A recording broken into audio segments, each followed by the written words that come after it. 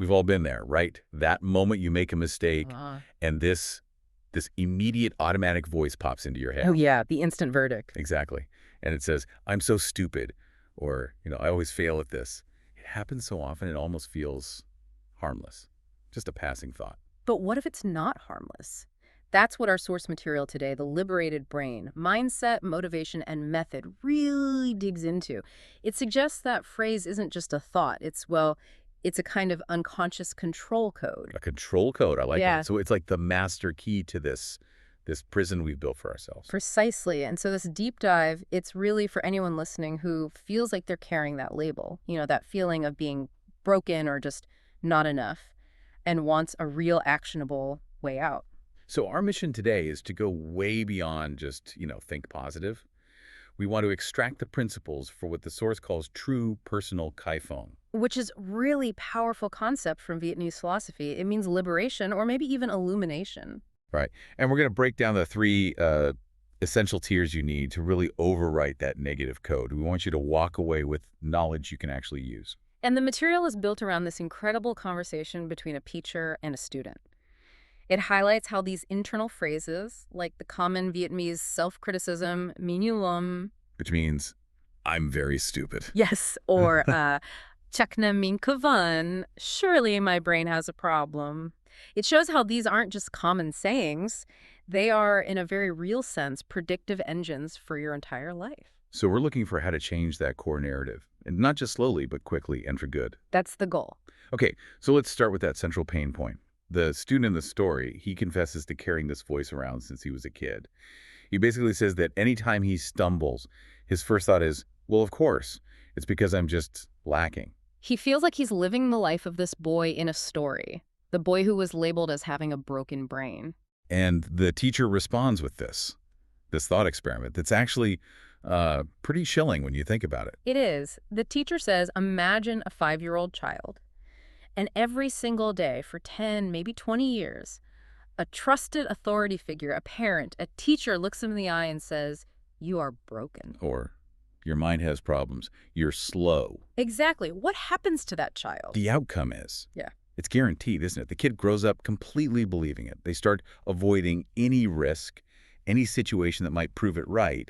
They live their whole life inside the walls of that sentence. They stop trying. Risk aversion becomes their entire personality. But here, and this is the key insight for you listening, here's the cruelest part. For most of us as adults, we've become that authority figure. We're the ones saying it to ourselves now. We are the ones gluing that negative label on day after day. It's a self-inflicted sentence we carry into every meeting, every project, every relationship. That makes so much sense. The teacher in the source actually asked the student, do you realize that saying I'm stupid over and over has become a control code for your whole life? And the student, he brushes it off. He says, oh, it's just a common saying. And the teacher's response is maybe the most powerful line in the whole book for me. The teacher says, no phrase is just a common saying that doesn't create a common life. Wow. Every time you repeat, I'm stupid, you are literally running a neurolinguistic program on yourself. You're priming your brain to go out and find evidence, a bad grade, a bit of criticism, and use it as absolute proof that the label is true. You are training your brain to fail. And to really drive this home, the source tells the actual story of the broken brain boy. It starts in kindergarten. He has a minor head injury, nothing catastrophic, but it means he has to work a bit harder. He struggles more with concentration. And he could have managed that. The injury wasn't the real problem. The damage was done by a single comment. One day in class, a frustrated teacher just points at him and says out loud, that is the boy with the broken brain. And that one line becomes his life sentence. It's the reason for everything. So now fast forward to high school. He's on the verge of failing literature. His big assignment, a really high-stakes one, is to write this scholarly report comparing two absolute geniuses, Einstein and Leonardo da Vinci. And he pours everything into it. We're talking late nights, stacks of notes. Yeah. This was it. This was his quiet declaration to the world. I am not as stupid as you all think I am. He was ready to fight the label, but then comes the moment of truth. The teacher says he has to present the report in front of the whole class. And you can just imagine what happened. The fear of being judged, the lifetime of shame from that broken brain label, it all just came crashing down on him. The terror of public ridicule was just too much. He panicked. And he lied. He stood up and said, "Em siêu làm bài," I haven't done the work. And that night, he took that amazing detailed report and threw it in the trash. He wasn't just throwing away paper. He was throwing away his effort, his proof, his own self-respect. That is just heartbreaking. It is, but it's also a deeply human choice. The source material explains this as a kind of psychological trade-off.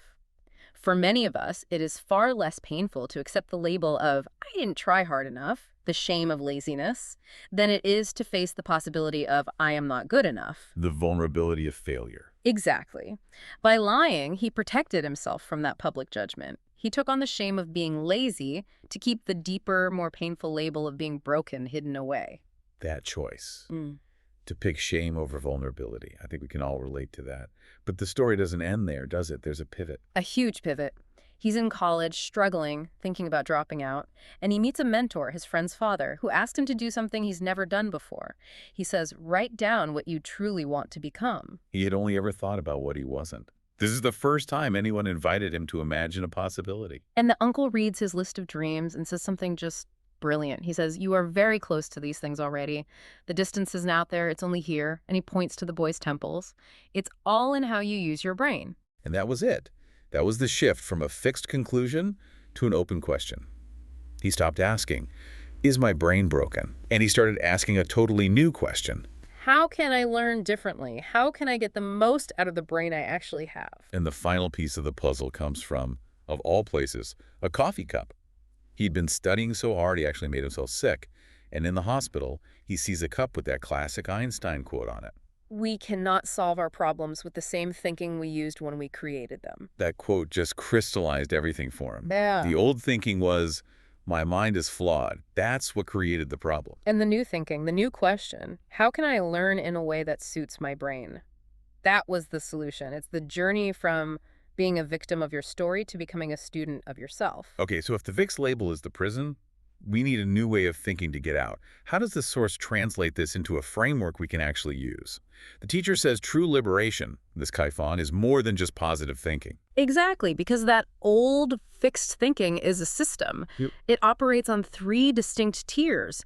If you only try to change one of them, the whole thing just defaults back to the old programming. To get free, you have to change all 3. These are the 3 pillars of liberation. The first is Temptha, which is mindset. This is about what you fundamentally believe about your intelligence, your ability to change.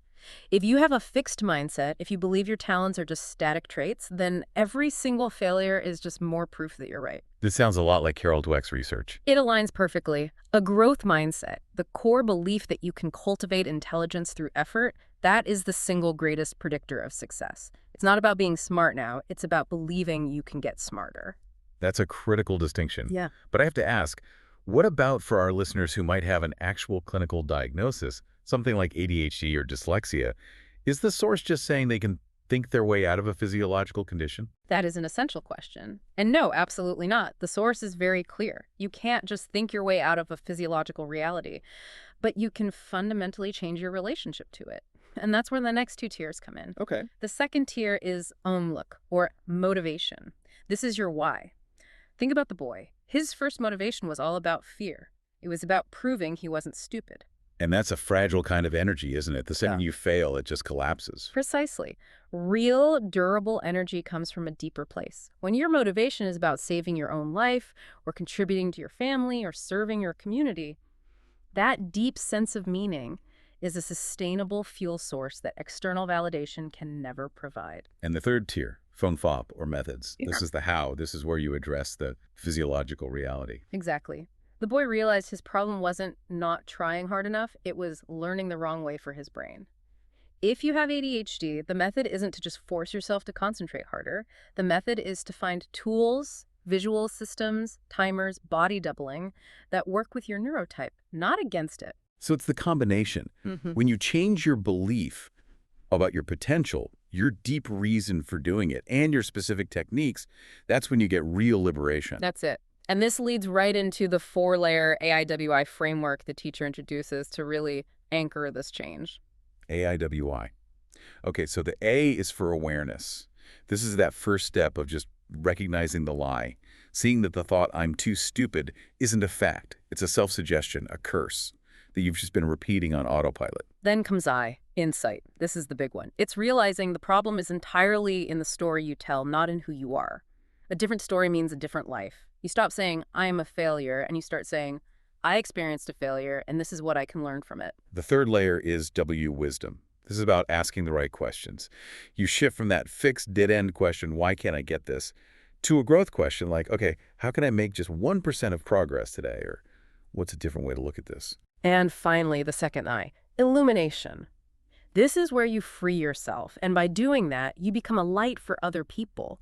You realize that if this system could work for a kid who was told his brain was broken, then it can work for anyone who's willing to do the work. You refuse to let any label define you. Which brings us to the most important part for you, the person listening right now, the practical 4-step roadmap. What can we actually do starting today to get out from under that internal story? Okay, step 1 is identify the toxic voice.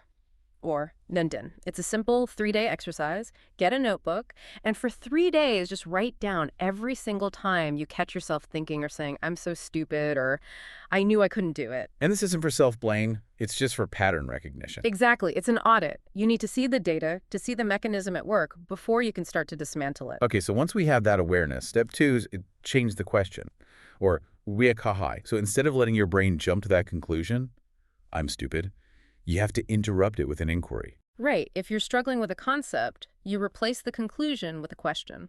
Why haven't I understood this yet? Or what's an easier, more visual way I could learn this? You're forcing your brain to switch from judgment mode into problem-solving mode. I love that. Okay, step 3 is the commitment. The teacher calls it the 3 columns. Bucket. This is where you put all 3 tiers into practice at once. Yes. You make a small 1-week contract with yourself. In column 1, you choose one new mindset belief, like my brain can learn better if I understand how it works. In column 2, one deep motivation, like I want a model resilience for my kids. And in column 3, one new method, like using mind maps or teaching a concept to someone else. So you're activating all 3 levers at the same time, but only for 7 days. It feels really manageable. That's the key. And finally, step 4 is learn for meaning. Hak vichin min. This is the gut check. Once you start making progress, you have to ask yourself a really crucial question. Am I using this newfound focus and skill to prove I'm not stupid?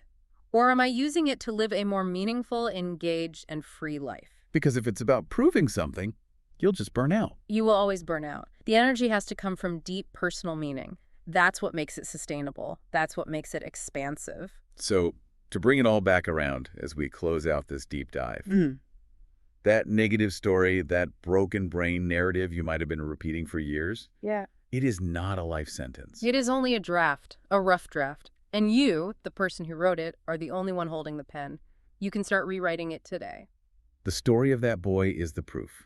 He didn't just pass his classes. He ended up dedicating his entire life to teaching other people how to unlock their own potential. You just have to see yourself not as a broken person, but as a person who is actively learning. It's a process, not a verdict.